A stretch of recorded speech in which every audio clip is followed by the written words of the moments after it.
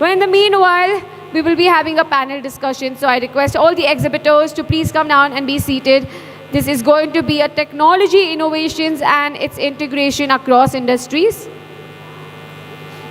So requesting all the exhibitors to please come down and be seated. We'll have the panel discussion about technology innovations and its integrations across industries, which is going to be really beneficial for all your businesses. I'm sure you wouldn't want to miss any of this. We will be waiting for a minute for all of you to come down and be seated. Requesting all the exhibitors to come down and be seated for the panel discussion. And the topic for the panel discussion today is technology innovations and its integrations across industries.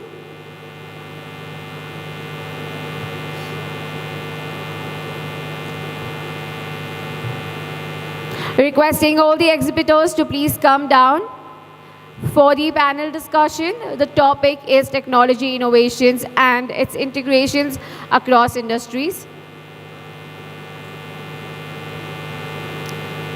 Okay, ladies and gentlemen, let me take the honor and introduce you to the panel for today. So firstly, I would like to call upon our moderator, Alexander Hen, CEO, Squared Circle Ecom, KPO. Can we have him on stage with a big round of applause, ladies and gentlemen? I want you all to show more energy. I know it's afternoon time, we are all hungry, but I promise we'll give you a good lunch so that you can all refresh. So kindly be seated, sir. Please be seated. Thank you very much. Next, may I invite Lakshmi Nageshwari, Global Head AI Solutions, Boston Limited, on the stage. She's the other panel. With a big round of applause, ladies and gentlemen, more energy. Thank you, ma'am. Please be seated. Next, I would like to invite Gautam Karmakar, Chief Business Officer, Sugarbox Networks. Thank you, sir. Please be seated with a big round of applause.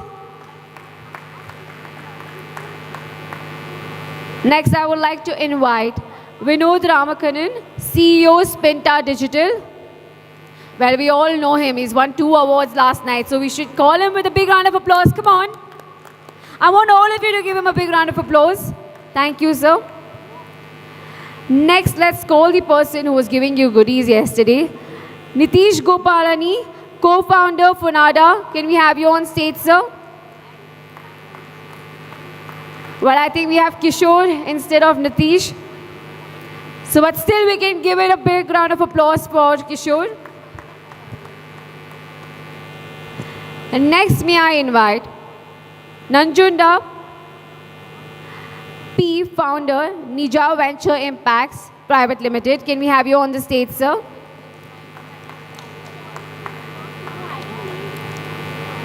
Next, may I take the honor to invite our yesterday's moderator, who was terrifically good, Mr. Sudhakaran Srambikal, CEO and co-founder, QGates Technologies. I think he's not here yet.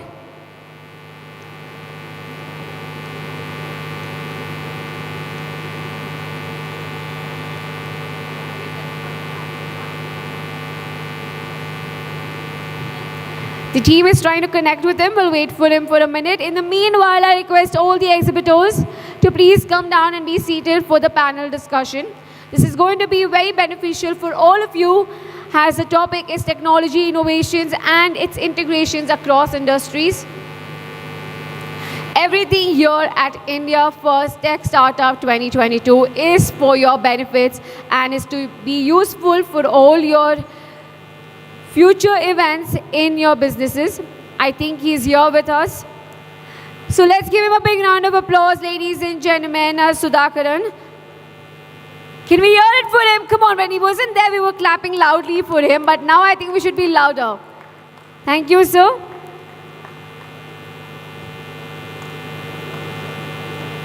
And this is our panel, ladies and gentlemen, for this afternoon for the panel discussion. The topic is technology innovations and its integrations across industries. On to you, sir.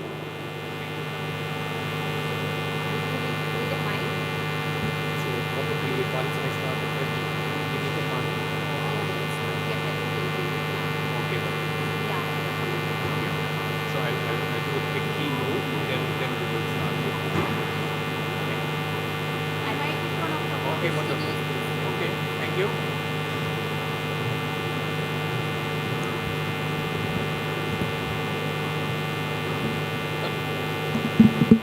Very good afternoon, everyone. Am I audible? Hands up if I am. Okay, that looks great. Cool. Wonderful. Ladies and gentlemen, Mr. President Raj Sharma, dear Madam Vice President Alka, distinguished guests and exhibitors, and a very warm welcome as well to my co-panelists today. My name is Alexander Henn. I'm CEO of a company called Squared Circle. We are a Bangalore-based, almost crossed the startup stage. We are in our third year. I have worked for companies. I was one of the first employees of Amazon.com in India.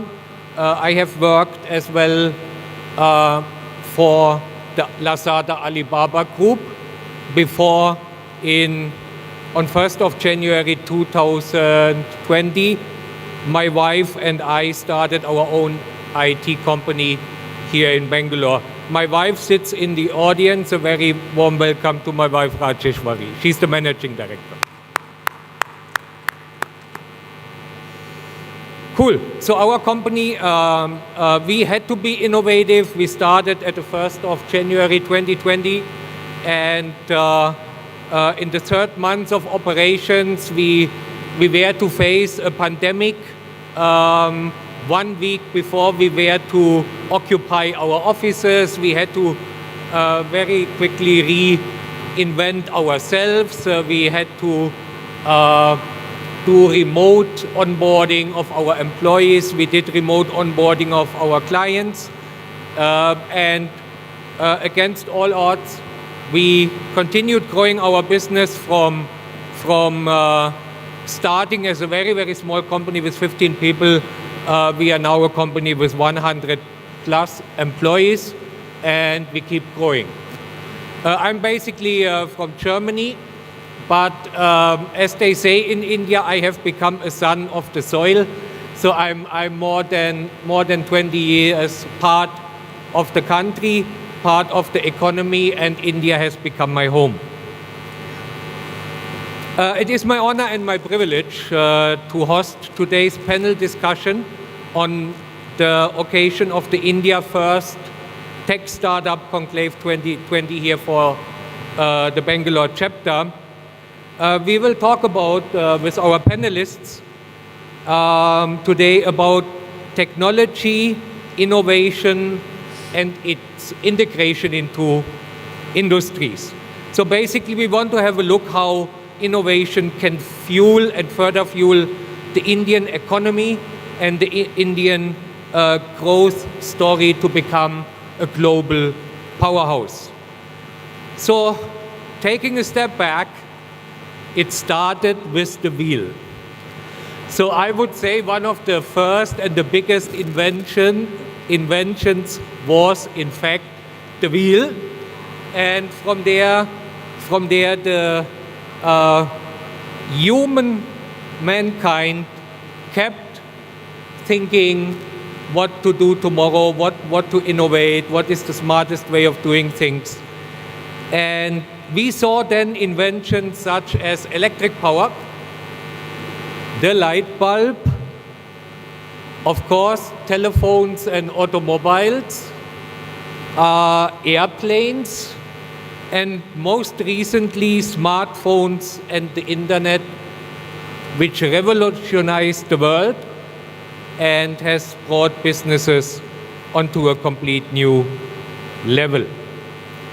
So looking at India, we saw innovations, and you will be surprised to know I did my homework.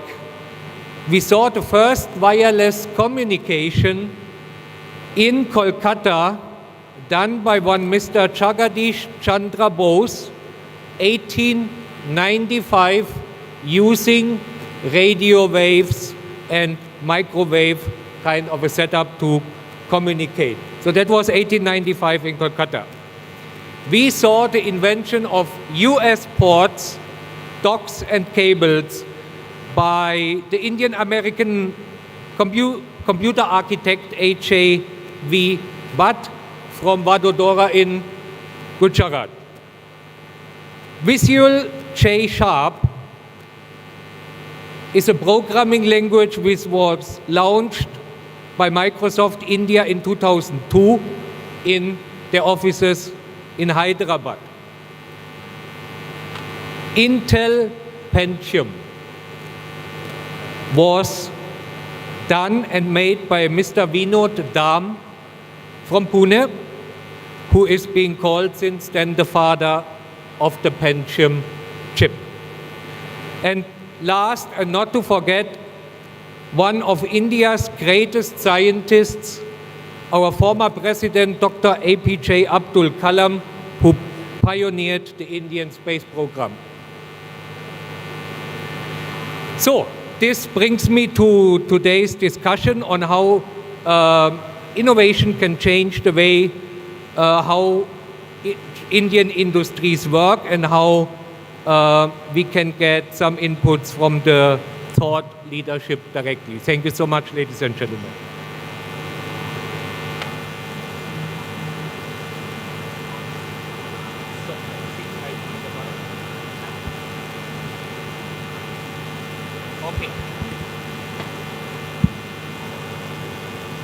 Okay, am I audible, ladies and gentlemen? Okay, can you hear me, ladies and gentlemen? Perfect, thank you. So, very warm welcome to all our panelists here for today's event, the panel discussion around innovation here in this wonderful expo set up and hosted by aicraindia. So we have a bunch of questions where we would want to hear thoughts from the thought leadership here in Bangalore in today's panel. I would like to start, ladies first, I would like to start with Mrs. One second please, I need to check that here on my paper. Lakshmi Nageshwari. Very warm welcome, very good morning. Mrs. Nageshwari is the global lead for AI solutions at Boston Limited. So the first question we have for you is, how do you see the India startup ecosystem currently placed internationally on providing modern solutions? Am I audible? Yes, I can hear you. Okay, cool. Thank you. India is really doing good when it comes to technology adoption and startup growth rate. Majorly, I personally feel that we are really good at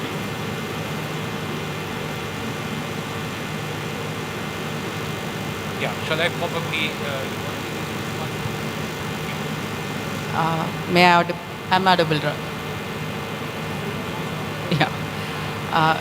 India is really doing good, in my opinion. We are good at adopting new technologies and applying new technologies is a key point I personally believe. And that is really encouraging the startup communities to grow faster and reach to international markets. Basically, as I mentioned, whenever we have a new technology entering into the market, I'm able to see a lot of POCs are being developed, implemented in very quick time. And when it comes to AI hardware accelerators like GPUs and all, we could see we could have some solution around these new technologies within weeks' time, not even months. And today I'm able to see GraphCore's IPU, Intel Habana Gaudis HPUs entering market, and along with the entry itself within weeks of time, we have a lot of POCs coming up with nice outcomes. And why I'm mentioning this is more or less the startups are coming forward to access these technologies and build their solutions on these. Technologies are also really nice with minimal code migration accessibility and giving really good performances. So coming to your question, India startups are really doing good. As we all aware of, we are standing at third largest startup ecosystem in the world. And coming to the reach to international markets, I think from conversion of temple waste into products to medical healthcare segments, developing really good solutions which have created India's identity at the international markets. The product services the startups are able to develop are really nice, and we have good recognition at the international markets. I think as per the statistics, 44 Indian startups have been recognized under unicorn status in 2021. That itself is giving us the visibility where we are at international markets. Thank you. Thank you so much. Thank you so much. Thank you so much, ma'am, for your insights. Thank you. So then I would like to welcome Mr. Sudhakaran. And the next question is for you, sir. Which are the common hindrances you face when you implement technology in already existing traditional businesses, and how do you overcome the same? A very relevant question, I must say. When we talk about hindrances, it's not only about technology adoption. There was this famous joke. A tea seller in India knows how better to play cricket than Sachin Tendulkar did, right? So, how should he have not batted? How should he have met? How should he have handled a certain ball? Everybody knows it better. And that's exactly the problem with technology space. So when you go into a domain which is traditional in nature, traditional business, be it healthcare or be it hospitality, be it even core technology, they're grained in a certain way. And it becomes so hard for them to understand that digital transformation, the first process to digital transformation is a process re-engineering. But they don't want that process re-engineering to disrupt their existing setups, the existing tables, the existing chairs, the existing computers have to be the way it is, and still they want disruption to happen. So when you're going to disrupt, you're going to end up going to change a lot of things. That acceptance, first of all, it becomes inconvenient for people, because while we talk about change adaptation is not very easy. It doesn't come easy to people. You put them into slight inconvenience, they feel that this is not how they want to go about it. So it takes a lot of convincing to adopt technologies, and then the fear of future, how that change is going to impact them. Whether, like for example, I was in an Uber and I was talking about the driverless cars of the future, and I asked a driver as to how he felt about driverless cars. He was absolutely angry that I was even taking up that subject. He was simply refusing to want to look into that future where there is no scope for a driver to be. Similarly, you talk to a call center executive, and you say that tomorrow's call centers will not be there. It will be more or less handled by voice assistants who will probably give accurate solutions than what they can think of. They don't want to think or hear about it, because they think that for the nature of the skill that they have, they want to continue to retain that job. And this is true in a corporate environment, that when you go to, say, an accounts department where you have 10 clerks and you say, I can digitize it and optimize it with, say, with 2 people, they don't want to hear it. And consequently, they will create fears which don't exist on ground. So these are the challenges when you get into transformations, and therefore the opposition to the process reengineering, which is generally not accepted norm before you undertake a major digitization process, creates stumbling blocks. Absolutely, and I think such platforms like this event today can really help people to understand, to overcome that fear, right? Because the biggest fear people have when there is innovative initiatives, oh my God, will I have a job tomorrow? Does that cost me my job? And stuff like that, right? So thank you so much, Mr. Sudhakar. Cool. Mr. Gautam, next question goes to you. Very good morning. So Mr. Gautam is the Chief Business Officer of Sugarbox Networks. Mr. Gautam, your question is, how can technology contribute to the further growth of India? Thank you. Good afternoon, everyone. I think there are three types of impacts, in my opinion, technology creates. There is an economic impact, there is a social impact, and the most critical of all is the multiplier effect that the technology does create in the ecosystem, or for that matter in any economy. Technology creates a level playing ground, and it acts as enablers for those businesses and citizens who otherwise could not either compete or sustainably grow in the ecosystem, right? There was a McKinsey study that the newer technologies like AI, technologies like IoT, mobile internet, and so on and so forth, will essentially create an economic value of almost $1 trillion by 2025 in India alone, right? And it's not just economic value addition. Technology also helps reduce the cost of distribution. Imagine millions of small businesses in India. In absence of having a technology, how would they distribute their products and services, right? Imagine, the classic example is UPI. Imagine in absence of a UPI, how would a small business or a person would transact online without having that infrastructure or the technology available, right? So it helps reduce the cost of distribution. It helps reduce the cost of production, and eventually it increases efficiency and effectiveness, and indirectly adds economic value, correct?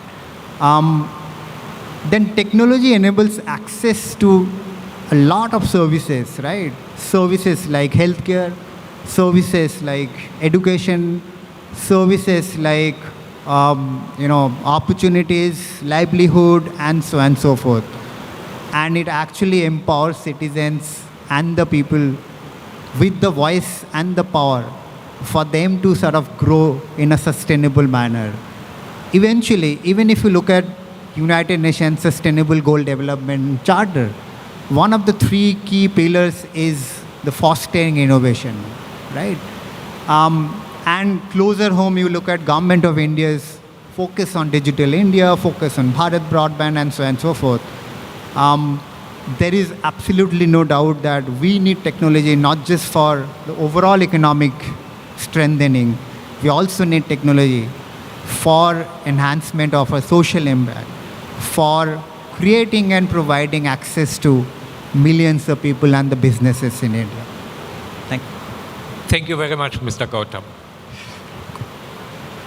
Cool. The next question goes to my colleague, Mr. Kishore Sharma. He's the head of partnerships and alliances at Fonada. Very good morning, Mr. Kishore. My question to you would be, what transformation results we can achieve in the industrial growth through the integration of new technologies? Great. Thank you so much. My name is Kishore. I'm today here on behalf of Nitish Gopalani, who is a co-founder of Fonara. So the question that you have asked, how does this industrial growth that we can expect in maybe near future, right? Because we cannot expect something which is in next 5 to 10 years. So we have seen right over the period of time where the coal mines, machineries of industrial revolution. Now we are in Industrial Revolution 4. So it's a drastic change that we have seen over the last 50 years, right? Especially in terms of how our habits have changed, our choices have changed, the way we technology is changed. So with this particular behavior, what I see is one, for the businesses, they have to evolve, they have to change, have to adopt, right?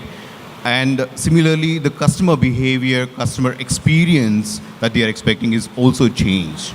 So in order to give this particular kind of the connection between both, so technology integrations are also important in this. So in this fact, if you look at one of the use cases that I can talk about today is the pandemic has helped a lot of businesses, especially which are into the fintech, right? So loans are being disbursed within 5 minutes. So people who need all kind of loans, short loans or maybe little, personal loans or so, are happening within minutes. So this is one of the greatest example of the technology revolution that we have seen. This is a pros of this particular technology, but there is a con of this technology, because a lot of people have seen that they are taking loan because it's available, and they end up not paying it, especially people who are at middle lower class level, right? So we got to see how this can work in terms of helping the businesses, as well as, because when they give the loans where they are not able to retrieve it, there is a loss from both the sides. So in terms of the other aspect that I can talk about is this particular technologies have helped during this period is the payments that we have seen. So the total digital payments which has taken place in last year itself, it's almost 7,500 crores, which is one of the record we have set off in India. So these transformations that we are seeing is tremendous, and it's going to continue for the next 4 to 5 years. And I see this particular revolution is very, very promising, especially for the Gen X and the Gen X and Alpha. And I see this is going to be a great future with the technology. And without technology, I think we are not able to breathe. I was not having a phone for 2 days without internet, and I was feeling like I'm out of this world. So technology is a very, very important aspect in terms of the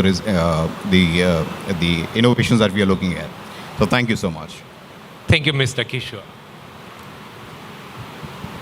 My next question goes to the CEO of Spinta Digital, Mr. Vinod. Mr. Vinod, our questions are: which are the challenges faced by startups in retaining and hiring good talent in the market? Yeah, thank you. So I think it's very important today that we maintain and retain the staff and also attract the right staff. So I believe the culture that you set in your company is most important. Also, I believe that you need to understand each and every employees that are working with you, because if each one of them has their own goals in life, right? And they have their own missions that they want to achieve. So you need to make sure that you are able to get them to their goal while you're going towards your goal. So their pathway towards your pathway towards your goal, it should also be their pathway. So we again at Spinta make sure that we give them the importance that they deserve. We, whenever we win something, we want them to be part of it. We want them to feel that victory. At the same time, the culture we set, it should be a culture where they have fun, because today's, especially the youngsters who are willing to work in startups, want a good culture. They want to be able to have fun. They want to be able to have a lot of challenges. They are very excited to work on upcoming challenges. And, I believe that today's generation especially is like, they always want more and, more of fun, more of work, more of challenges. So I think if you can set up a culture in a way that where you can let them grow, where you can show them that, yes, you have a great pathway ahead and where they feel part of the company. So you should have a strategy in place where they feel ownership and accountability. And once you are able to achieve it, I think you'll have some really good staff who are able to take your company forward. In terms of hiring, I think the more and more your current staff are posting content about you out there, I think more and more people would want to work with you. Again, salaries and everything, it's important, but today's staff are not just looking at that. They're looking at multiple options, right? They want to know whether you offer remote work. They want to know whether you have a hybrid model of work. And especially after pandemic, now since offices are opening, there is a huge challenge for big companies today to get the people back to work, in their office. So it's like a challenge there. And as a startup, we'll have to be very agile. We'll have to kind of understand, like, especially the key staffs that you have, right? You need to make sure that you're retaining them, because once you start losing your staff and hiring new ones, you're going to waste a lot of time, you're going to waste a lot of time in terms of seeing how they are going forward or to get back to speed, because you're going to lose a lot of time in retraining and, getting the new people to understand what you're about and how you want to make them. So it's always important to do everything you can to retain your talent. And yes, your HR managers should be today. It's not like before. Today, they should be more fun-loving. They need to do certain things to keep the team spirit up. And basically having a complete work culture is the most important thing. Great. Thank you so much. That would bring me actually to the next question on since the markets have become very dynamic, also in the recruitment sector, do you see challenges in getting enough talent to meet your business goals? Today, the talent crunch is definitely there, especially if you see like, deep technologies like AI and data science and, data scientists. There is a lot of, gap there, and today's attrition is also pretty high. So we work with a lot of AI and data analytics companies as well as cybersecurity and new age technologies. And we know that today they are, people used to come to us for marketing because they wanted to get more leads. Today, they're more worried about positioning themselves for employer branding. I want to attract talent. So that is their major concern that they have, especially the companies in the US who have their offshore here.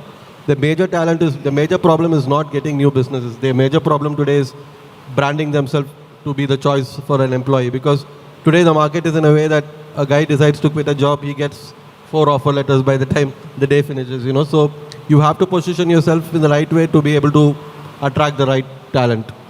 Okay. Wonderful. Thank you so much. The next panelist I have a question for is Mr. Nanchunda. He's the founder of Niche Venture Impacts. Very good morning. Sir, the global economy looks currently, in the longer outlook, challenging for many reasons, and leading economists do anticipate a global recession. So what would be your advice to Indian startup owners and founders on how to prepare for this eventuality?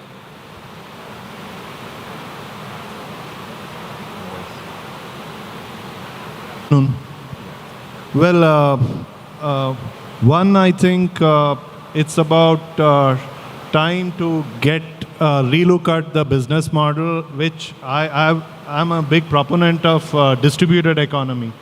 So I think it's like the whole world is getting ready to tell the entrepreneur that it's time that you relook at how you're doing it. And if we as Indian entrepreneurs don't get ready to do that, then we are bound to face more problems. So essentially, look at going distributed. That would be one way of looking at it. And when we look at go distributed means first is that you have to be an asset-light business. And if you are a tech company, there's been a lot of talk about data first, but and also data is the new oil. But I would say you have to start thinking data light model as well.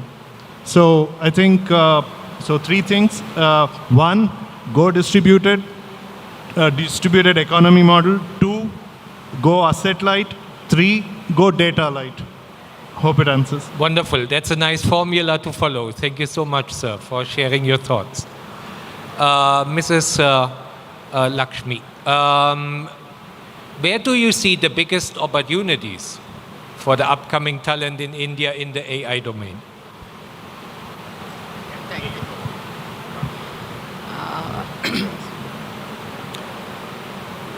When we are talking about AI, bright and promising future is definitely there, especially for India, because we are being considered as a developers nation, and youth are really moving forward at a faster pace in adopting these technologies. I think as per the statistics, we around $957 billion contribution is expected to add to Indian economy maybe in the next coming 10 years. So that's a good promising opportunity coming forward. And personally, I feel whoever is learning, upskilling or reskilling themselves in the application knowledge in these fields like AI, machine learning, deep learning, whatever we talk about technologies, and good at adopting these technologies in their workspace has brighter future than the expected talent coming up and the opportunities. Today I can see a lot of training institutions in and around every city corner of the country. If they can really focus on the application knowledge of these subjects and be ready to adopt any new technology in their workplace and open-minded to adopt, experiment with new technologies for their work-related areas, will definitely will be able to grab the opportunities coming their way. And I think more center of excellences between industry and government coming up and providing opportunity of exploring new technologies will be another way of exploring technologies towards their projects, and that is going to give a different level for adoption. Yeah. Thank you. Thank you very much, ma'am, for your insights. Mr. Sudhakaran, in the AI domain, do you foresee in the long run that AI replaces human intelligence, and do you see some sort of a need to regulate the same? This is a question that often lands me into trouble because the view that I espouse sometimes the larger industry is not in sync, but then I can put it very simply, right? So before answering this question, I'll have to ask a question. How many of us really do understand what AI is? And it could be a kind of a question which could make people, look at me with some level of arrogance. But then that's not the idea. Let's get into the brass tacks as to what AI really is. So when AI was first defined, it was supposed to be a technology that was supposed to exhibit human-level cognitive intelligence. Right? That's the fundamental definition of AI. And how do you know a system is AI, right? And in 1960s, when after Alan Turing's work on morphogenesis, the test that is even today used to determine whether a system is AI or not is the Turing's test. And what is a Turing's test? You put an AI system and you put a human being. You must not be able to make out, a person behind the screen should not be able to make out which is the system and which is the being, right? How many of your systems will stand this test? So if you're talking about this, then what we are dealing with in AI today, everybody says that a television is an AI, a fridge is an AI, a refrigerator is an AI. There is no AI in it. Let me tell you, there is no intelligence in it. So if I have to put it in a context, like we talk about image processing, we talk about natural language processing, we talk about chatbots, voice to speech, these are not AI. They are statistical computational algorithms at the best, right? You are essentially using certain mathematical principles, statistical methods, algebra, maybe advanced algebra like Euler's distribution or Gaussian distribution, things like that, and using brute computational power to solve it and say that this is AI. That is not AI. Now, if I have to give you a practical context, imagine if you had a robo whom you take around as a bodyguard, and you have Suman Ranganath here, and you start flirting with her, right? The robo is the witness to it. And you go back home, and your wife asks to the robo, what was this guy doing? And if it just plain simply says, I saw him flirting there, because that's what it shows, right? Your day is gone. And you will look at that as an idiotic object which was not able to contextualize a certain thing. Imagine I create a spy robo, it lands into Pakistan for spying, and of course you will have to pass through the immigration to do that. And the immigration officer asks you, what do you come for? And it dumbly says, I've come here for spying, right? That's not intelligence. So when you talk about intelligence per se, one of the important things that natively occurs to intelligence is you have to be context aware. And when I'm talking about context aware, consciousness is very important for intelligence. So that's where digital consciousness steps in. Now, you might be surprised that OpenAI, which is Elon Musk's startup, right? Just a couple of months back, they said their native AI frameworks have started showing elementary consciousness. There are a lot of scientists who are up in arms, how can it be? Just because somebody is claiming something, it may not be the truth, but then you can't dismiss it too. But fundamentally, if you don't have consciousness at its foundation, there can be no intelligence because you have to be context aware. That's one. Second is, there is no intelligence without deception. Now again, coming back to that robo which was telling that you were flirting with a girl, need to be context aware and tell your wife instead, no, he was absolutely fine, which means he is essentially telling a lie. The spy robo in the immigration counter has to say, I've come for an X job. I've come for an X job. So that means that there is a native ability to deceive, which is not a negative trait, which is part of your intelligence, which is so important for any intelligent behavior to occur in the first hand. So now coming to the question, can it be regulated? Intelligence can never be regulated, because if you think that you can program a digital being into existence, it's not possible, because then that is not intelligence. You are merely creating a copy. Like if I were to tell you that this is the answer for this question and you were to repeat it, there's no intelligence in that. Intelligence is when you can encounter a situation, an unknown situation, an out of syllabus question, all by yourself through your intellect. And that's where it passes the Turing test.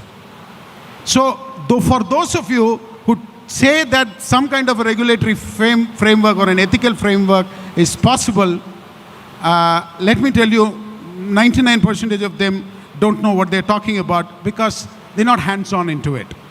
So that leads us to the important question as to whether future digital intelligence will replace human intelligence, right? So again, I will take you all back to the high school. We were taught that we are a product of the Darwinian evolution, right? From monkeys, I became this. But we all somehow consciously take it for granted that evolution has stopped. What makes us believe so If from monkeys we could come here, what stops us from becoming something else? Is it necessary that we have to essentially evolve from one organic state into another organic state, or transform, the intelligence can transform from this organic state into absolutely something synthetic and probably into a complete digital intelligence of sorts. So which means, as part of the evolutionary process, we may well be overwhelmed by future digital super intelligent being. Thank you. Thank you very much, sir. I think there's a big opportunity to further enhance the public understanding of the possibilities of AI and how we as a society as well as the Indian industry can really benefit from it. Thank you so much, sir. Thank you. Mr. Gautam, my next question to you would be, what is your vision on we can further integrate, on how we can further integrate rural India into the digital economy and its opportunities? This is very close to what we are trying to do at Sugarbox. At Sugarbox, we want to democratize access to digital services using a technology everyone knows, something called edge cloud, right? How does someone access an internet application or a service? Essentially, you need a cloud, and cloud has a lot of functionalities, and you need a CDN, which is content delivery network, right? Where you essentially store content and then you deliver to the end user. Not everything comes from origin, which is, let's say you are trying to access Z5. Most of the time, it never comes from Z5. It comes from a CDN, which is close to you or close to the user, right? What we have done at Sugarbox is that we have patented a couple of technologies leveraging this edge cloud and CDN, wherein we have taken functionalities of a cloud and a CDN, put it in a hardware, it's a hardware agnostic, and it can be deployed at any place of consumption where users are consuming. And we can deliver those services, digital services, using local area network or a Wi-Fi without the need of a bandwidth or a spectrum, which is the patent we have in India and US. Now, to us, we don't believe that access to digital services or democratizing access to digital service or connectivity is not just a technological problem. It is also an economical problem, right? Otherwise, why something which works very efficiently and effectively in, let's say, Kormangala and HSL layout doesn't work somewhere in a village, correct? Primarily because it's not that the technology cannot be taken and replicated in that village. It can be. But does it make sense from an economic perspective, right? When it doesn't make sense, then we see the challenges of underconnectivity and unconnectivity, right? Let's talk about some of the statistics in India itself. We have 700 odd million internet population, depending on which report you are reading.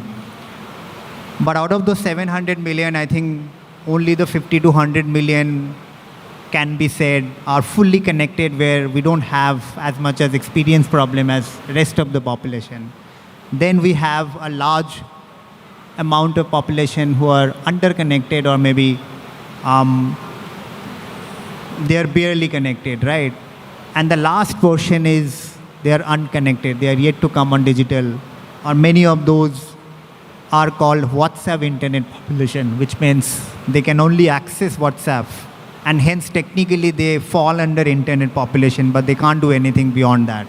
Either they don't know, or they can't afford, or there is no reliability. Now, what we want to do, and we have started doing in collaboration with a lot of government agencies and private ecosystem, is by enabling access to digital services through deployment of our technology, and wherein we partner with digital services in one hand where people can access to those digital services and people don't have to pay for data because we are not using spectrum.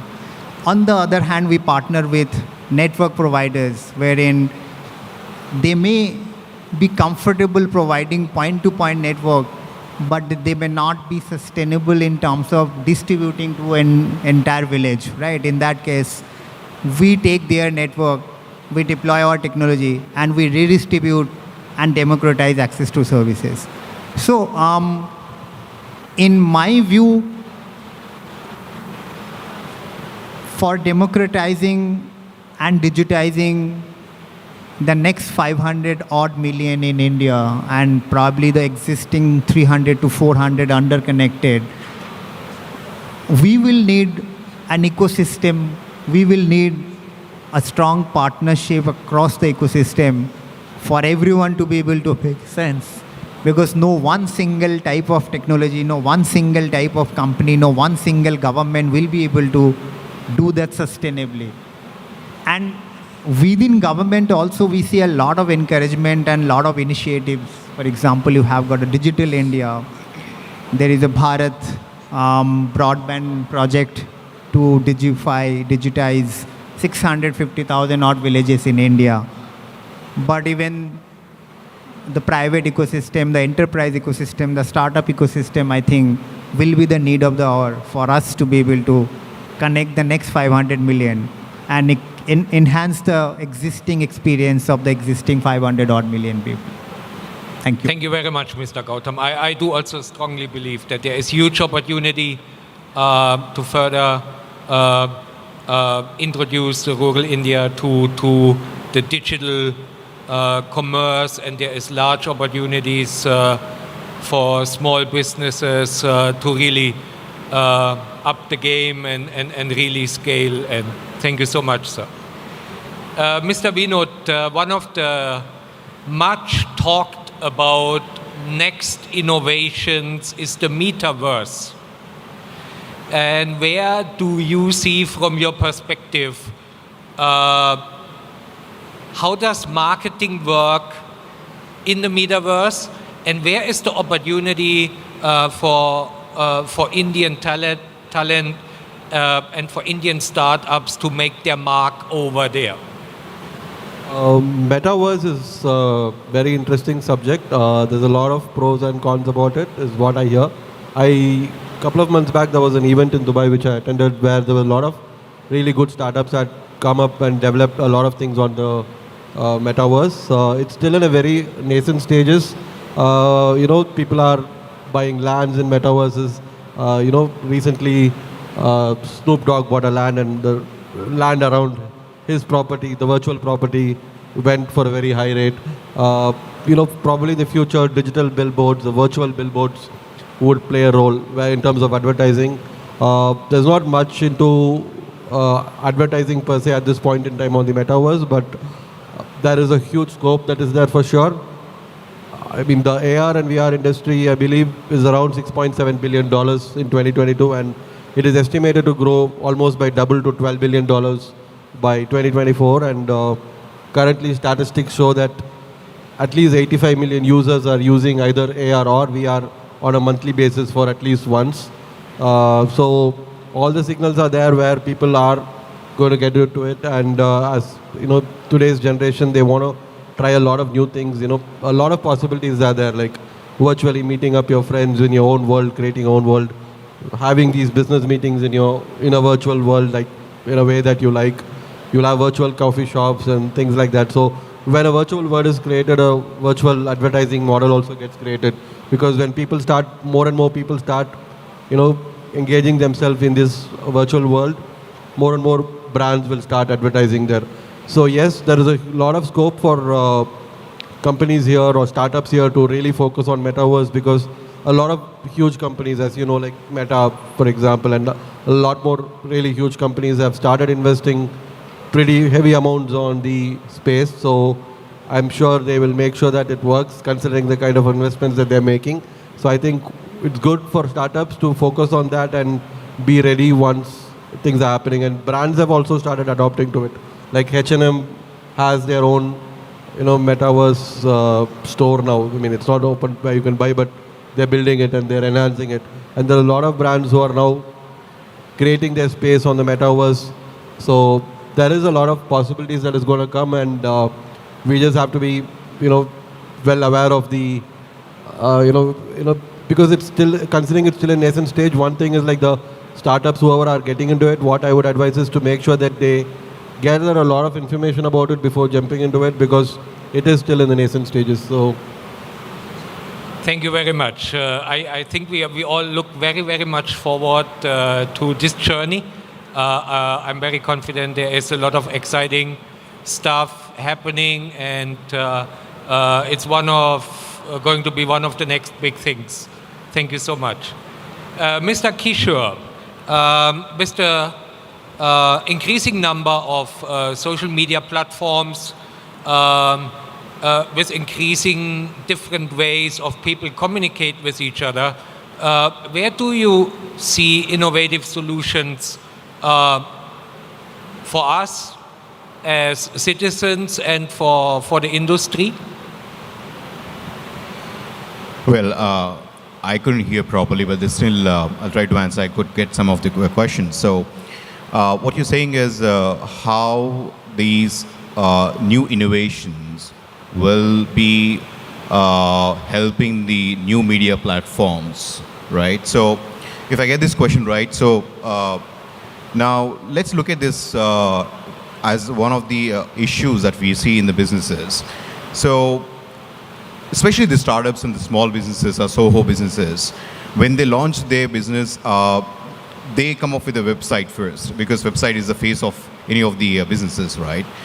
And they try to generate leads, try to present their products, and so on. So when they're getting their leads through the organic search or through the social media platforms, right? So the interaction between the customer and the business is almost a lag of 1.5 to 2 days, right? So if you're using a CRM, it gets into the CRM, somebody has to look at, they have to call, and so on. So this issue has to be solved, and for this, as Funada also have come up with a solution, which is called the Zep call. So whenever you have leads coming in to your website, all your visitors and your leads gets connected immediately, right? So we bridge the call between the leads and also the business within 2 minutes. When you say 2 minutes, it's authenticated and get connected. So the business leads are not, put into a drop-off basket. It has to be attended. It has to be answered. So this is one of the solution that we have, as in terms of bridging the leads, the visitors to the businesses, which happens on the website as well as on the mobile technology. So another is the aspect that we're looking at in terms of this new age technology media platform like TikTok or any of these platforms like Shorts and all that. So when you're trying to download the apps, right, so you need to go through a small verification process. So these apps, when you're downloading, there is a friction between your trying to enter the SMSs and all that, right? So we are trying to eliminate with a Q verifier. With this, we are almost eliminating 50% of the cost that the businesses, which runs mostly on their apps, right? So they can reduce 50% of the cost on this. So onboarding is seamless with no SMS as a first mechanism. And the second mechanism is SMS, and third mechanism is the voice OTP. So this reduces tremendous cost to the businesses which has apps, a lot of downloads. And in terms of this bridging solutions, we also have the voice solutions. So voice solutions, as my colleague was talking about the AI. So the AI, he rightly said, has a lot of different meanings in the industry, and they think the AI means you're automating robotics, right? So it is not. So similarly, when you are using any of these particular technologies, you got to think what could be the use cases and where it is used properly. So overall, my point here is you need to see what solutions can be done with automation, with technology, with AI, but it cannot be everywhere. So basis on the use cases, basis on the business needs, you need to decide and go after it. So so this is my answer. Thank you so much. Thank you very much. So we have a good opportunity to see how we can benefit from each other by combining the strengths of our particular domains and move. Yeah, maybe Mr. Nanchunda.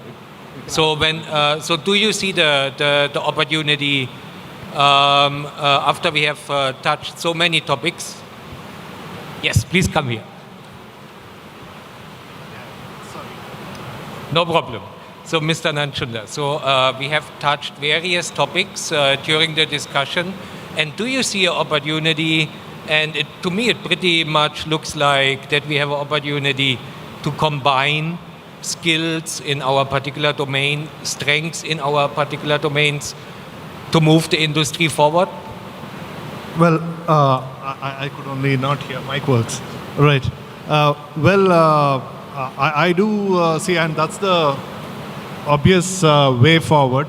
And I think in the context of startups, perhaps what we come across with most of the startups get swayed by the keywords. So best is to cut down on the keyword, focus on the real value, and stay with being relevant. I think that would be one way that you can build industries. And most importantly, again, is ways to collaborate with the local ecosystem can make it much easier. It's not possible that we all get all the skills with ourselves. So it's much easier to collaborate, and we could. We are one team, right? Yes. Okay, cool, wonderful. Thank you so much. Cool, that brings me to the end of the session. I want to say a very big thank you to all my colleagues, to my co-panelists. It was an amazing discussion. Thank you so much, and it's a good opportunity to see how we continue to learn from each other to move our businesses and the country forward. Thank you so much. Thank you.